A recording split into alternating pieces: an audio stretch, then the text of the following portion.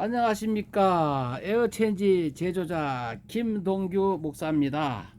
오늘은 제가 아주 귀한 분을 집에 왔어요. 여기 보니까 김종대 회장님, 옛날에 그 젊었을 때는 독수리 수호대 대장, 세계 그 뭡니까 하여간 그 독도를 지키는 독도 지킴입니다.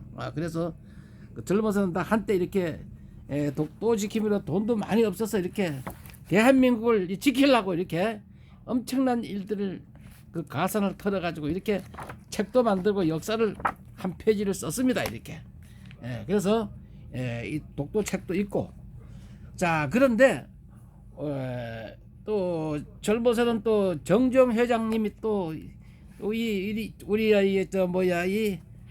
너무 사랑해가지고 또 노인회 회장도 하시고 젊은 사람이. 여기서 오늘 이 집에 내가 왔어요. 왜 왔나 하면은 예수님께서 말씀하시기를 신령과 진정으로 예배하는 자를 찾으신다. 그래서 제가 찾아왔습니다. 그래서 하나님은 영이시니 예배하는 자들은 신령과 진정으로 예배할지니라 그랬어요. 그래서 신령과 진정이 뭐냐면은 예수님이 죽어서 성령을 보내신 진리의 성령과 하나님 아버지께서 예수님을 통해서 말씀하신 그 말씀대로 순종하는 사람들을 찾으신다, 그런 얘기입니다. 그래서 제가 오늘 여기 이제 그 미래원이라고도 하고 우리 김종대 회장님의 그 여기 집이 너무나 지금도 좋은 일을 많이 하십니다 보니까. 그래서 이 사무실에 와서 제가 잠깐 이렇게 말씀을 드립니다. 그래서 제가 이 김종대 회장님은 정말로 이 좋은 일을 하려고 아주 그 많은 그 특허 받은 분들을 모셔다가 이렇게 많은 돈도 없애고 잘 했는데, 제가 여기 온 이유는 뭐냐면은 이 많은 사람들은 그 교회를 하는데 그 돈을 많이 들여가지고 집을 짓고 이렇게 사람을 모집을 합니다. 저도 옛날에 젊어서 한때 그 마천동에다 거역 7번 출구에다가 그 아파트 4,000세대를 건축할 때에 그 거역 역장님이 내인데 와가지고 꽃동산을 하나 만들어 달라 그래서 그 꽃동산도 돈 많이 들여서 하고 새언약교회라고 광고도 하고 그 4,000세대에 이렇게 입주하는 입주민들을 우리 교회로 모으려고 돈을 약 2억 5천을 들여가지고 이사 오시는 분 이삿짐도 나눠 드리고, 그리고 우리 새 언약교회 오라고 그렇게도 해봤지만은 성령이 역사하질 않아요. 전에는 내가 찾아다니면서 이렇게 없는 집 찾아다니면서 안수기도 하고 이럴 때는 그냥 귀신이 나가고 그냥 병든 자가 낫고 난리가 났었는데, 이렇게 돈 좀 있어가지고 불러 모으려 그러니까 되질 않아요. 그래서 그 거역 7번 출구에서 그 새 언약교회라고 하던 거를 이제 없애버리고 제가 평택으로 또 다시 이제 그 평택의 사랑의 교회로 가서 제가 복음을 전하면서 하다가 거기서 지하실을 만나 가지고 에어체인지라는 것을 제가 개발하게 됐습니다. 자, 그런데 찾으시는 예배는 뭐냐 하면은, 하나님이 우리를 찾으시는 예배는 뭐냐 하면은 에베소서 3장 5절에 보면은 예수님의 제자들이 예수님과 함께 먹고 마시고 또 잠도 자고 또 예수님의 말씀을 배우고 또 예수님 십자가 지실 때에 같이 예수님과 같이 고난을 당하고, 그리고 예수님 십자가에서 죽으시는 모습도 보고, 그리고 또 부활하셔가지고 3일 만에 살아나서 성령이 와가지고 자기 속에 임한 이 엄청난 역사들, 이거를 보고 배운 증인들에게만 성경을 쓰게 했어요. 성경. 그래서 신약 성경은 그래서 예수님의 말씀하신 것은 마지막으로 말씀하신 게 뭐냐 하면은, 너희가 나를 다른 사람보다 더 사랑하느냐? 그러면 내 양을 먹이라. 예수님의 양을 먹이라는 겁니다. 또 더 사랑하느냐? 그럼 내 양을 치라. 그 다음에 더 사랑하느냐? 그러면 크로스의 십자가의 길을 가라.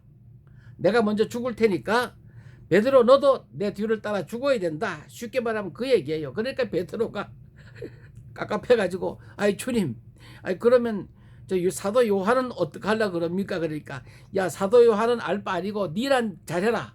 그런 얘기입니다. 그래서 초대교회 그 예수님의 제자들은 다 텔로스라는 단어를 깨달았어요. 텔로스라는 단어가 신약에 41번 나옵니다. 41번. 41번 나오는데 복음을 전하다가 목숨의 끝을 만나라는 내용입니다. 이 복음이 모든 민족에게 증거되기 위해서 너희들이라가 전파하리니 그제야 끝이 오리라. 그제야 목숨의 끝이 온다는 얘기입니다. 그 텔로스가 신약 성경에 41회나 나옵니다. 이게. 그래서 제자들은 전부 복음을 전하다가 목숨의 끝을 만났어요. 여기 지구본이 있습니다. 이 지구본이 있는데 그때는 지구가 이렇게 둥근 줄도 모르고 그때는 땅끝이 그냥 팬팬한 줄 알았죠. 지구가 동그랗게 돌아가는 줄도 모르는데 욥기서에는 하나님이 이 지구를 공중에다 매달았다고 또 그리고 저 지구를 이 구름에다 쌌다고 얘기했어요. 참 성경은 놀랍습니다. 창조주 하나님이 그래 하셨는데 그렇기 때문에 이 예수님이 AD 34년경에 십자가에 못 박혀서 죽으셨어요. 34년경에. 그리고 요한계시록은 주후 그러니까 AD 96년경에 썼어요. 96년경에 기록했는데 96년 빼기 34년은 62년 동안에 하늘의 별보다 더 많은 사람들을 예수님이 구원했다.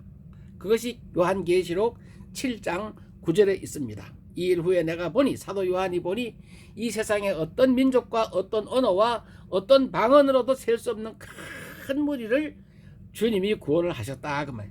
그 구원받은 영혼들이 너무 좋아가지고 하나님의 장막이 사람들과 함께 있고 하나님의 장막이 하늘에서 내려와서 사람들을 눈물을 씻겨주고 어둠의 세력들이 들어오지 못하게 이렇게 모기장처럼 탁 쳐주고 보석 같은 그와 같은 하나님의 장막이 하늘에서 내려와서 빛으로 사람들을 감싸주기 때문에 마귀, 사탄, 귀신, 거짓말하는 것들이 다 들어오지 못하게 거기서 영원히 사는 그와 같은 하나님의 장막을 만들어 줬기 때문에 사람들이 너무 감사해서 종려나무를 들고 하나님을 찬송하는 얘기가 요한계시록 7장 9절부터 이야기가 됩니다.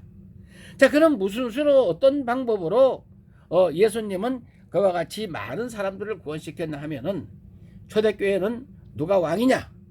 로마 황제가 왕이냐? 예수님이 왕이냐? 예수님이 십자가의 죄목이 유대인의 왕입니다. 그러니까 빌라도가 할 수 없이 유대인의 왕을 죽이지 않으면 당신은 가이사의 충신이 아닙니다 하기 때문에 반역자들을 역적으로 몰기 때문에 할 수 없이 죽일 수밖에 없었어요. 그래서 초대교회는 만왕의 왕 예수를 찬양하면은 그 이스라엘 민족이 반역을 일으켜서 로마를 정권을 무너뜨릴까봐 그래서 그 씨를 말리기 위해서 이 정치적으로 이스라엘 사람들을 죽이게 되는 겁니다. 그래서 그 예수가 왕이다, 예수가 만왕의 왕이다 그래 하면은 죽여요. 그래서 로마 사람들은 그 이스라엘과 그 지중해를 다 정복하기 위해서 그렇습니다. 자, 그런데 그러니까 이제 예수를 전하다가 잡힌 그 목사 사도들은 옥에 갇히게 됩니다. 어떤 사람은 사자굴에 들어가기도 하고 사자에 찢겨 죽기도 하고 또 어떤 사람은 불로 태워서 죽이기도 하고 그래도 성령이 오셔가지고 하나님이 주시는 엄청난 그 기쁨을 주시는데 그 기쁨은 그 죽음의 현장에서 예수를 증거하는 사람, 즉 뭐냐면은 사도들이 쓴 편지 에베소, 빌립보, 골로새, 빌레몬, 그다음에 요한 1, 2, 3, 유다 계시록을 읽어주는 사람 속에 하나님은 말로 표현할 수 없는 큰 기쁨을 주기 때문에 이제는 죽어도 좋아 하고 편지를 읽어줬던 겁니다. 여러분 한번 생각해 보십시오. 여러분의 담임 목사님이 복음을 전하다가 잡혀서 옥에 갇혔는데 이제 편지를 썼어요. 에베소서를 썼습니다. 그러면 그 에베소서를 처음부터 끝까지 읽어주고 뺏겨서 읽어주고 그러니까 이와 같은 복음 운동이 초대교회의 복음입니다. 복음. 그래서 요한계시록도 이 예언의 말씀을 읽는 자가 복이 있고 듣는 자들이 복이 있고 그 가운데 기록된 것을 지키는 자들이 복이 있다 그랬어요. 그 복이 뭐냐면 신령한 복을 얘기해. 신령한 복. 신령과 진정으로 예배하는 복을 얘기해. 그 하나님이 찾으시는 복을 얘기합니다. 찾으시는. 그래서 수가성 우물가에 주님이 찾아가서 그 여자 보고 물 좀 달라 그러죠. 그래가지고 이스라엘 북쪽 이스라엘 역사, 남쪽 유다 역사를 간단하게 얘기를 합니다. 그러니까 이 여자가 예수님께 아니 틀에 박은 내가 있는데 날 보고 물을 달라 그러느냐. 처음에는 예수님을 우습게 봤어요. 그런데 나중에 예수님이 네 남편을 불러와라. 그러니까 남편이 5이나 있는데 남편을 불러와라. 깜짝 놀랐죠. 왜 그러냐면 유대인의 그 율법은 형이 죽으면은 그 집을 가문을 잇기 위해서 그 둘째 동생이 형수에게 들어가서 가문을 이어야 돼요. 우리나라도 형이 아들이 없으면은 양자를 그 둘째가 아들을 낳으면 양자를 형의 이름으로 족보를 합니다. 우리나라는 그냥 족보만 하지 이스라엘 사람들은 뭡니까 430년 동안에 60만 명 대군을 이끌기 위해서는 하나님의 방법이 벽돌 찢고 파 뭐 이런 거 부추 이런 거 먹으면서 운동시켰더니까 430년 동안에 노예 생활하면서 장정만 60만 명을 만들었어요. 자, 그렇기 때문에 이제 그 형이 죽으면 동생이 형수방에 들어가서 그 가문을 잇도록 하는 건데 참 이 사람은 육신이 연약합니다. 그래서 로마서 8장 3절에 보면 육신이 연약하여 할 수 없는 것을 하나님은 하시라니. 자, 이 세상에 아무리 똑똑한 사람도 성령은 이길 수가 없어요. 그래서 둘째가 들어가서 형수하고 잠자리를 같이 하고 나오고 또 둘째가 죽었는지 어디 가면은 또 셋째가 들어가고. 그럼 어떤 사람이든지 그 문 열고 들어와서 자는데 그 이상한 짓을 하면은 그걸 거부할 수 없어요. 그거는 이제 그러면서 아무도 모르게 그런 것까지도 예수님은 알고 네가 남편이 5이 있는데 지금 있는 내 남편도 네 남편이 아니다 하니까 깜짝 놀라는 거예요. 그래가지고 그 여자가 동네에 가가지고 야 우리 남편 죽었다고 그렇게 내가 울고불고 시편에 보니까 또 이사야에 보니까 메시아가 오면 죽었던 남편이 살아오고 얼굴에 가려웠던 그 면박 그것도 없어지고 죽었던 남편이 살아온다더라. 그리고 사막에 물이 흐르고 그 병어리에 혀가 노래하고 뭐 귀머거리가 듣고 한다니까 진짜 메시아가 왔으니 와봐라. 그러니까 그 사마리아 사람 동네 사람들이 그 예수님을 보니까 와 그 여자가 울면서 자기 남편 죽어서 그 살아나는 그 메시아의 얘기 듣던 것보다 예수님께 직접 들으니까 너무너무 좋으니까 예수님 묵어 가십시오 해서 그 사마리아에서 이틀이나 더 묵어서 거기 많은 사마리아 사람들이 예수를 믿었더라. 그런 말씀이 요한복음 4장 1절부터 마지막 절까지 기록이 됐습니다. 자, 그런데 이렇게 예배하는 자를 찾는다는 게 뭡니까 하면은 1대1로 찾아가서 말씀을 전하라 이거예요. 그럼 전하는 자 속에 불이 떨어져요. 그래서 초대교회는 이와 같이 복음을 내보다 더 똑똑한 사람인데 가서 이거 좀 읽어주십시오 하고 부탁을 하는 거예요. 사도 바울이 그 복음을 그 사랑하는 그 믿음의 아들 디모데에게 부탁하고 디모데는 그걸 또 다른 사람에게 그걸 부탁을 하고 또 밖에서 읽어달라고 부탁을 해서 그러면 이게 엄청나게 이 복음의 숫자는 늘어납니다. 그런데 읽어주는 사람 속에 성령이 오셔가지고 말도 못하게 환난이나 핍박이나 기근이나 칼로 내 목을 잘라간다 하더라도 하나님이 나를 사랑하는 이 엄청난 기쁨은 세상이 주는 기쁨과 다르고 하나님이 주시는 이 기쁨은 죽어도 좋다는 그와 같은 확신 때문에 내 목을 하나님이 자르십시오. 사자가 내 목을 나를 물어 뜯어 죽인다 할지라도 제발 이 복음을 읽어달라고 유언을 하고 죽었기 때문에 죽으면 끝나는 것이 아니라 죽은 영혼을 또 살려가지고 이와 같이 또 내 속에 부어줘서 나도 미친 듯이 이렇게 복음을 전하는 겁니다. 그래서 하늘의 미랄이 땅에 떨어 죽어야 많은 열매를 맺지 죽지 않으면 그 열매를 맺지 못한다 그랬습니다. 오늘날 한국교회 보면은 정말로 한심해요. 한심해. 가서 제자 삼으라 하는데 가진 않고 돈들 뜯어가지고 큰 집 지어놓고 불러 뭘 하니 무슨 놈의 거기서 하나님이 찾아올 수가 있겠습니까? 광고하는데 찾을 필요도 없죠. 찾을 필요도 없지. 예. 그런데도 그 중에서 구역장들이 찾아가서 구역 예배 드리고 구역장들이 복을 받는 겁니다, 여러분. 물떠온 하얀만 물이 포도주 되는 걸 아는 거예요. 그 회당장은 몰라. 자, 그래서 이 지구가 둥그렀는데 이와 같이 온 세계를 다니면서 복음을 전파한 것들을 보면은, 자, 이 복음이 미국으로 건너가서 미국에서 중국으로 건너와서 중국에서 한국으로 온 게 1881년 그 선교사님들이 우리나라 들어왔지 않습니까?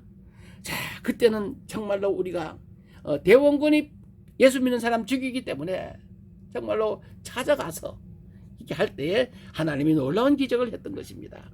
이 코로나 시대를 맞이해서 교회들이 다들 침체돼 가지고 문을 닫고 막 그러는 파인데, 이 부흥운동이 새로 일어나기를 소원해서 제가 이 말씀을 드리는 겁니다. 그래서 꼭 찾아가서 에베소서를 읽어줄 때에 그 놀라운 역사가 일어나는 것을, 읽어주는 사람 속에 불이 떨어지는 것을 체험하시기 바랍니다. 그래서 그 뭡니까? 에베소, 빌립보, 골로새서 1장 마지막 절에 내가 각 사람에게 권함은 각 사람이 그 마음속에 그 예수를 집어넣기 위해서 각 사람을 읽어주고 각 사람을 이렇게 각 사람을 찾아가서 할 때에 그 전하는 사도 바울 속에서 능력으로 역사하는 이의 역사를 따라 내가 힘을 다해 수고한다는 겁니다. 그래서 이 복음은 읽어주는 사람 속에 역사해요. 제가 마지막으로 부탁합니다. 사랑하는 여러분, 이 에베소서를 아버지가 아들에게 읽어주고 아들이 손자에게 읽어주고 죽으면서라도 읽어주면은 그 집은 자손대대로 천국에서 만나는 귀한 축복을 받는 것입니다.